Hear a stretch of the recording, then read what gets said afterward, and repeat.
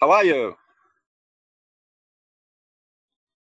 You have no volume just I'm yet. good. I'm good. How you doing, Martin? Excellent. Good to see you, brother. I'm good. Good to see you.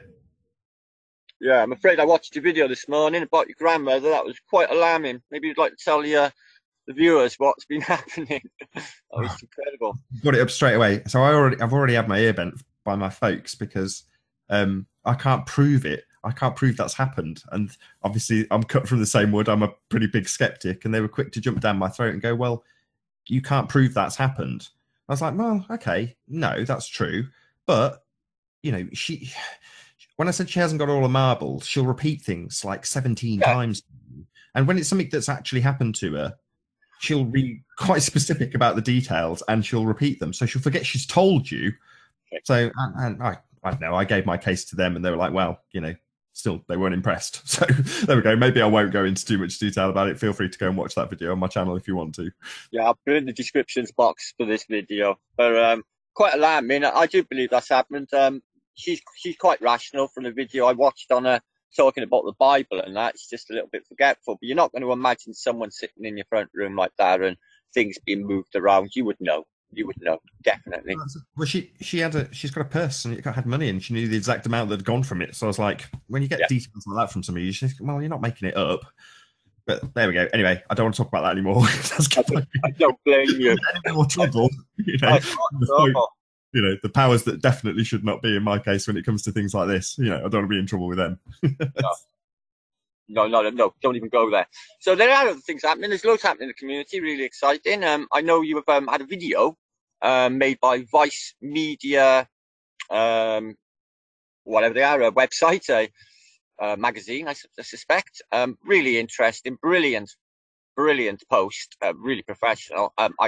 Hopefully that's going to go viral. But I did have a hangout 2 nights ago. D, Eternal Padawan, mentioned his neighbour had called him, and her friends in work, had seen it on the mainstream, passing it around, and came to him and said, "You know this guy?" He said, "Nathan Oakley." They said, "Yeah, that's him." So people are seeing it out there. So hopefully it'll go the same way as the tantric sex video. Yeah, well, the tantric sex guy had, I think they said it was 10 million views at the time that they filmed, and it had only been out a few days when we were shooting. I was like, wow, that's a lot, wow.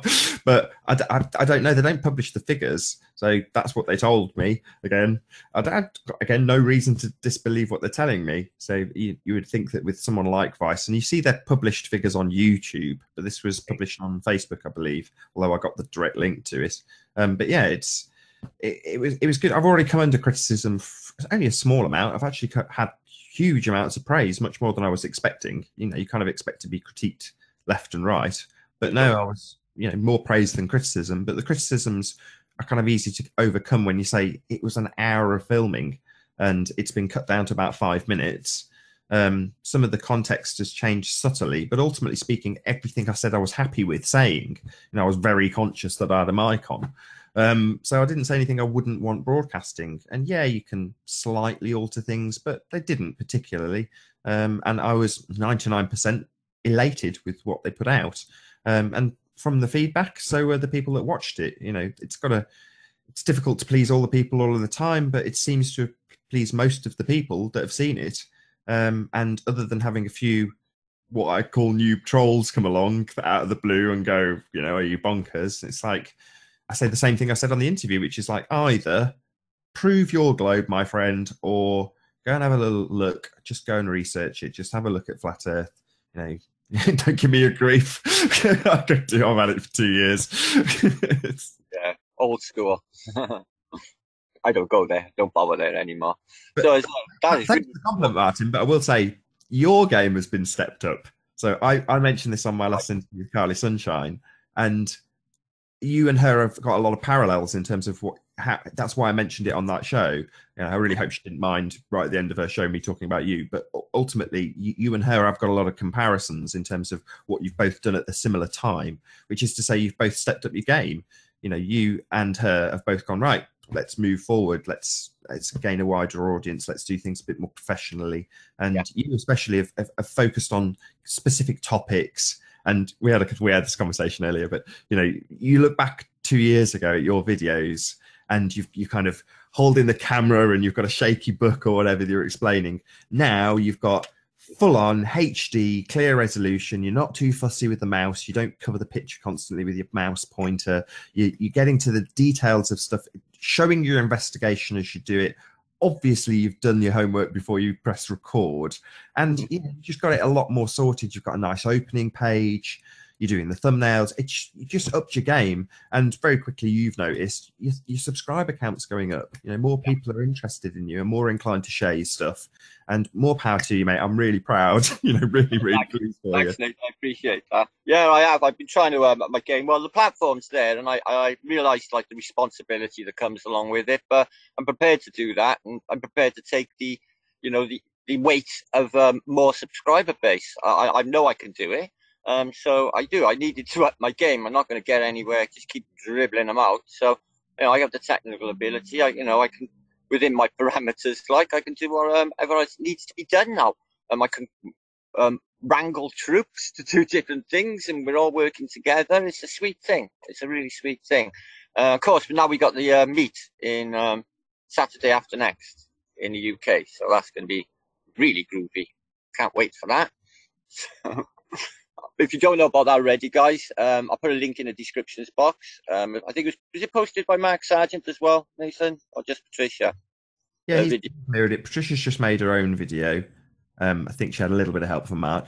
But yeah, she's edited together a video that's publicising it now.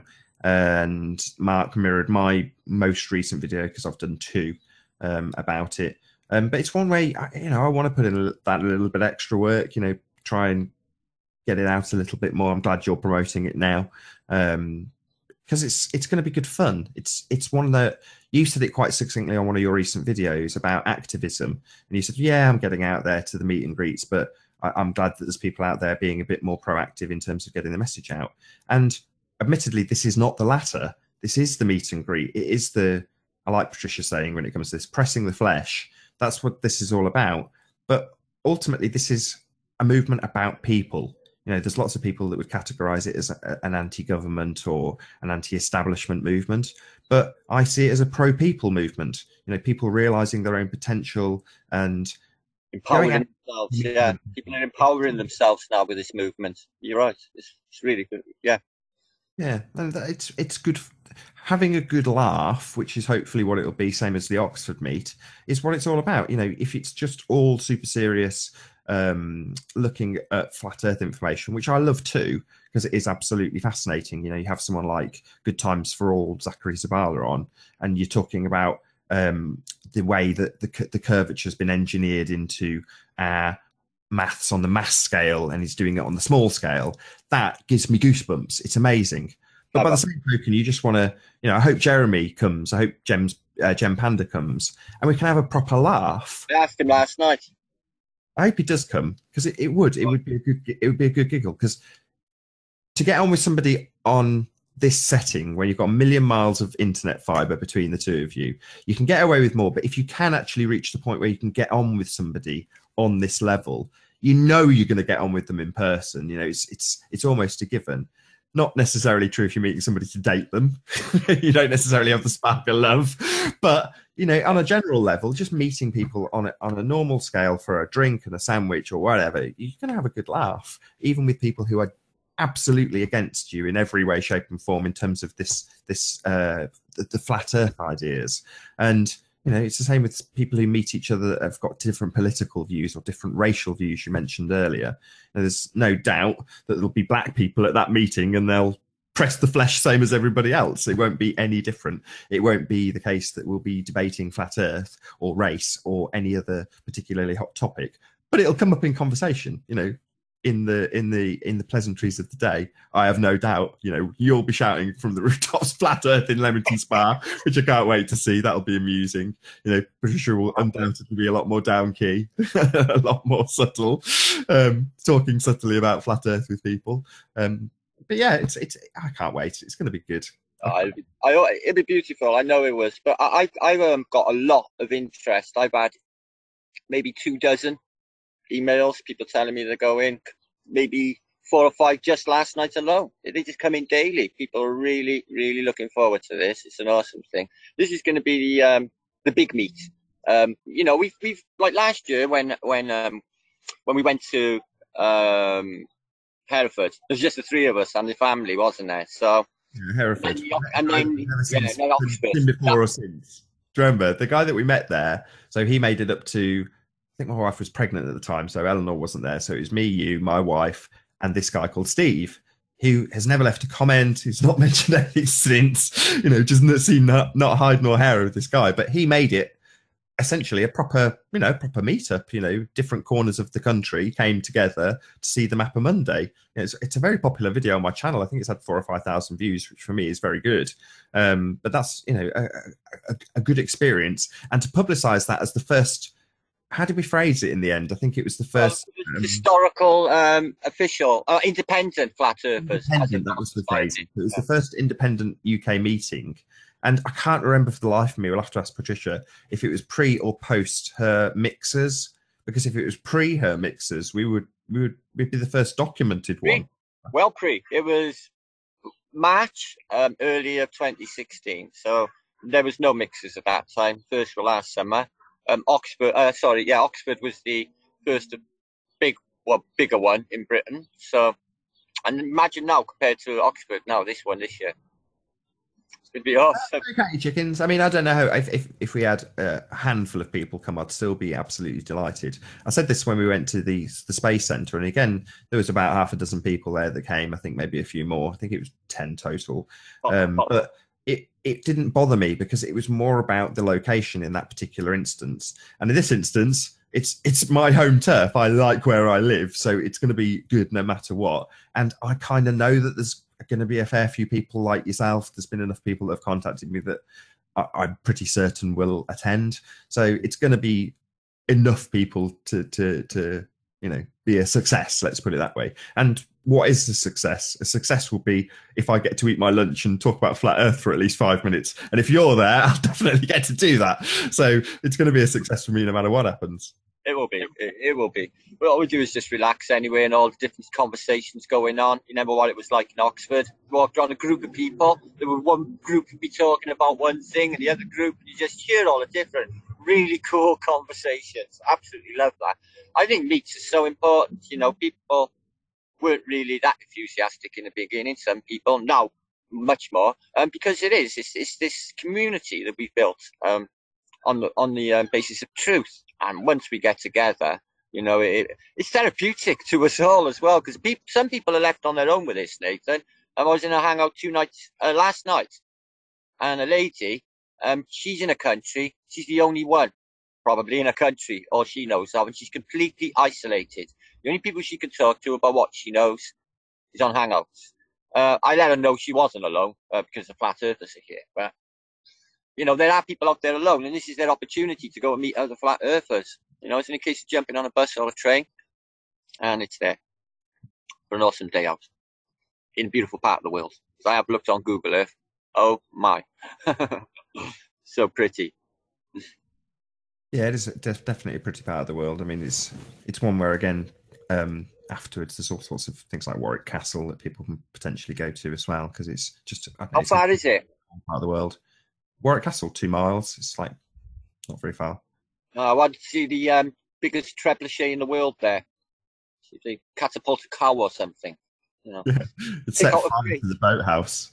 I mentioned this on the video like I did when I was in Warwick Castle with my wife and kid. But yeah, they launched a giant flaming fireball and it set the boathouse on fire. So yeah, it's just been rebuilt actually. But yeah, that was a few years ago, maybe 5 or 6 years ago. I would really like to see Warwick Castle. That's a real castle. Yeah, I would really love awesome. That. 2 miles, that's nothing. Yeah, it's pretty good condition. It looks pretty mint. I'm just wondering what the weather will be like after weeks of this really, really hot, beautiful sunshine. What it'll be like by 2 weeks' time. Well, that's something that I've been discussing on and off for quite some time with Stephen Chess, and I'm sure he won't mind me mentioning him because he's making a few videos about it at the moment. But for those who don't know who Stephen Chess is, he's the most humble flat earther you will ever meet. The guy's debated Stefan Molyneux. He's done call-ins to Alex Jones. But you probably when I've done shows with him, so it's not like he doesn't show his face because he's done. You've been on them with me and Yeah. him, and most people in the comments will be like, "Who the hell is this guy?" Because he's very softly spoken, he's very modest, but he's spoken about this as well on several of the shows over the last 12 months. He's been figuring out how the weather works. Which you might say, oh, so what? We have meteorologists. We know how the weather works. But like most things, it's shrouded in deception. And when you figure out that the heliocentric system is not as the world is, it's not as presented, shall we say, you can start looking at a multitude of things. This is why flat Earth never gets dull. And he's been looking at it not necessarily documenting anything, just talking about it vaguely on a few hangouts, but for a good year. And now he's going around the full circle again and starting to pull out pieces of information and tie down a few more variables. And he's getting it down to a fine art, to the point where he'll say that the winds are going to come in at X time today. And they'll come in and I'll go, wow, that's amazing. But he'll be kicking himself going, yeah, but they didn't quite stay as long as I expected. Why is that happening? Wow. So it's just cool to watch, this stuff when you have it explained, especially by someone like Stephen, who's very cool, calm, and collected. It is a breathtaking thing to listen to, And as I say, he's just got himself an iPhone and started using iMovie, and it's a bit. Hopefully, he'll carry along the same path as you. His videos will get better and better and better. His descriptions of what he's explaining is happening will get better and better. But for them, something I know he is, because you said to me about this 2 week span, and you said, check the weather in 2 weeks, Matt. I bet you it'll be mild. And it was 2 weeks to the day, and it was mild. And I remember waking that morning thinking, Christ, the weather's changed. It is mild today. Do you remember saying that? From one of the forecasts? Don't start asking me for weather predictions, because, I think, again, I've said this to Stephen, so I hope he'll concur this if he ever speaks to me again about the subject. But there's a upward and downward pattern throughout the month, depending on the moon and the sun and their positioning and what phases it's going through, etc., etc., etc. But there's about, I would say, half a dozen variables, depending on your geographical location. They will differ, but you could pick out maybe 6 or 7 different things that you could track over a given period, all be presented with the information for the last 12 months, and get a fairly good idea of how to predict what's going to happen, to the point like Stephen is now, where he's saying, well, I know what's going to happen tomorrow and when it's going to happen, but he hasn't necessarily got the exact timings down. But he's looking at it where he's into the 30th, 40th, 50th variable, and he's really tying down the details on it based on his geographic location and expanding that out beyond that and discussing it a bit more openly. So it is fascinating. And I'm not going to claim to be any expert. It's still, every time he talks to me, I'm like, I thought I understood it like this, but it's one where I'm hoping to talk to him about it so much more, because it does affect our lives. How and what the weather is going to do does affect your day-to-day lives. And he's getting in arguments with people about what the weatherman says. The weatherman says it's going to do this tomorrow, and he says, well, the weatherman's wrong, I'm right. And people will get into almost like global heliocentric style, what's the word? Just bracing against it and saying, no, I've been told by an official source that this is what's going to happen, and they study it, so therefore that's right. And he's like, well, take it or leave it, we'll see tomorrow. And sure enough, he turns out to be correct. And then the person doesn't want to talk to him. It's just like, oh God, it's globe heads all over. But with the weather, a real meteorologist. Just a dude just watching what's happening. I try and always, I said this in the Vice interview, I don't know what the sun is, I don't know what the moon is, and I try and say to Stephen Chess, well, what is it? Or questions that are angled around the why of what that thing in the sky is. In other words, how is it affecting this thing? And he keeps giving me the same answer. I don't know, but I know what it's doing. I can observe that. It's tangible. I can see the winds coming in. I can observe the temperature changes. So I was like, well, what's the temperature going to be tomorrow? And he's like, well, that's the one variable that they give you first on the weather forecast that is the most intangible throughout the day. Yeah, someone could come along and say they give you highs and lows on the weather forecast. But ultimately speaking, you might hit that high for 10 seconds. It doesn't necessarily have any reflection on what the day's weather is going to be really like, because it's a constantly changing thing. So knowing what is causing the changes to progress throughout the day and why they're happening, gives you an idea of how the weather will change throughout the day and how it will change throughout the upward or downward curve that it's going throughout the month, because we do seem to have cooling and heating periods regardless of what season we're in. So we might be in a very cold season, but the temperature could definitely be going up and getting hotter, and you might not need a jacket in the middle of winter at the hottest point of that curve. And likewise in summer, at the moment, it's, you know, you get blisteringly hot periods. Then the weatherman says there's going to be a heat wave in 3 days, but you go through a cooling period and you go, wow, why has he got it so wrong? It's like, well, because like most things, it's tied up in academia. They're told how to observe it, you know, and Stephen Chess is kind of, throwing the baby out with the bathwater. He's gone back to square one and gone, let's just look out the window. Let's actually observe what's going on here. The tangible stuff, you know, he's using the moon, or he's observing that things are happening or seemingly happening as a direct consequence of where the moon is and what it's doing in relation to the sun. So those biggest celestial bodies. But he's also now telling me, I hope he doesn't mind me saying this, he's like, well, no, you can track how Venus will affect it. So you're saying a lot of the celestial bodies seems to have interactions with the weather. It's like, wow, it's mind-blowing when you hear this. And that's a recent thing he's told me, so God, I hope he doesn't give me a good slapping for it. But that seems to be like I say, when you're into the 60th or 70th variable on this stuff, which he seems to be getting into, you know, the 5 or 6 things that give you a vague idea what's going to happen tomorrow, kind of can get down to the real nitty-gritty details of why things are happening. But amazing. I'm going to stop rambled too much about this already.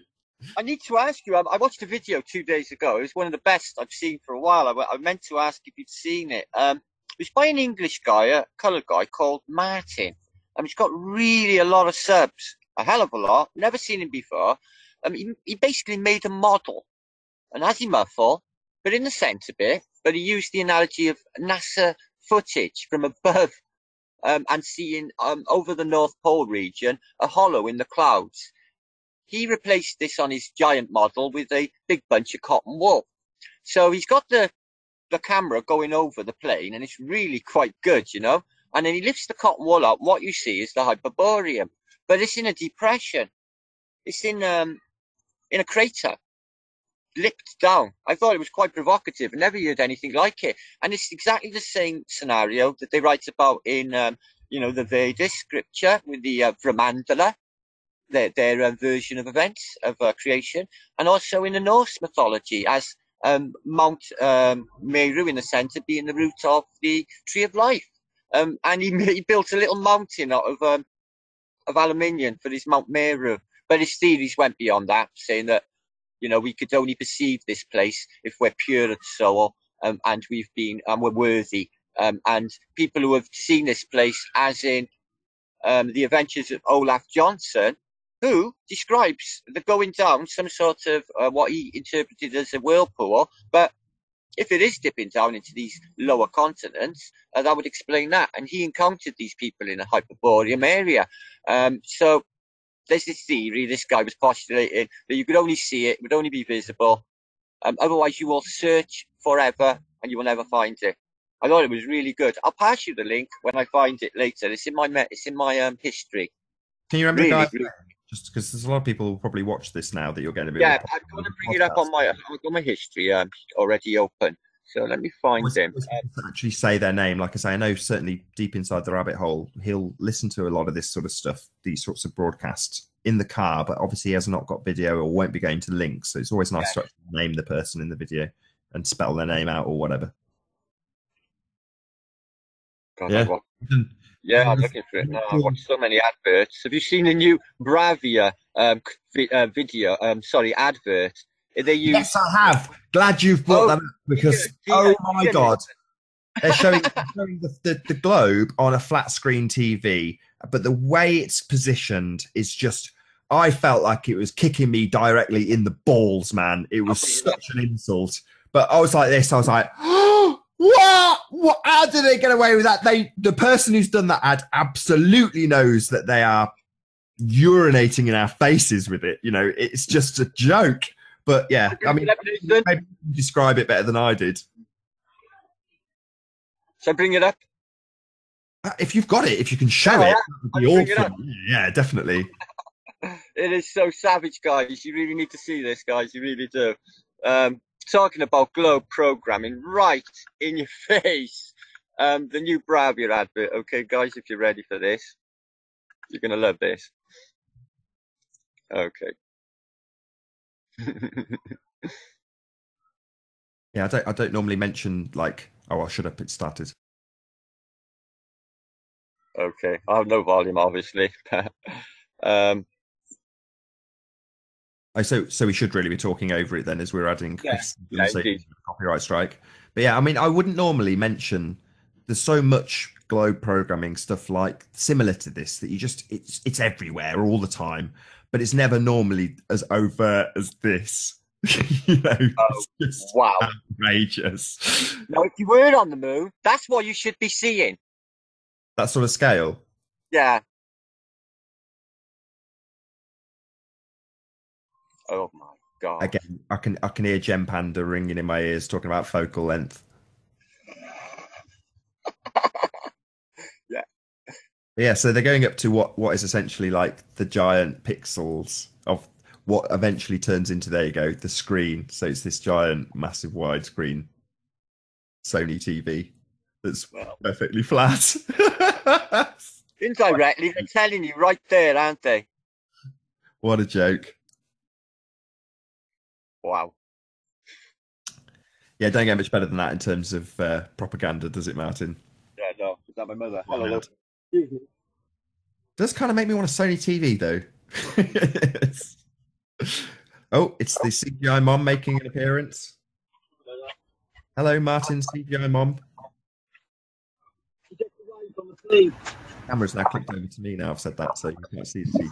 My mother's got like a look of shock, like she just arrived on the plane. Everything's brand new to her. It's really God funny. bless her. I know. God Your bless her. mother. She's happy in her world anyway, so that's all that matters, really. Let me find this video for you of. While you're looking for that, Martin, right? Yeah. So you can get that guy's name in. I'm going to tell a story. You're going to hate me for this. So Go I on. went down to see Martin. Paula, Eleanor, and I went down to see Martin. And while we sat with Martin, Martin's telling us about some of the maps that he's got on his shelves behind him because we're questioning him about the materials that he's got because he's got a lot. And he gets to the end of his explanation. There's a slight pause, and Martin's mother says, "Doesn't he get boring as shit?" It was the funniest thing I have ever heard. She does it when I'm live on a show. She just say, "God, you go on. God, you're boring."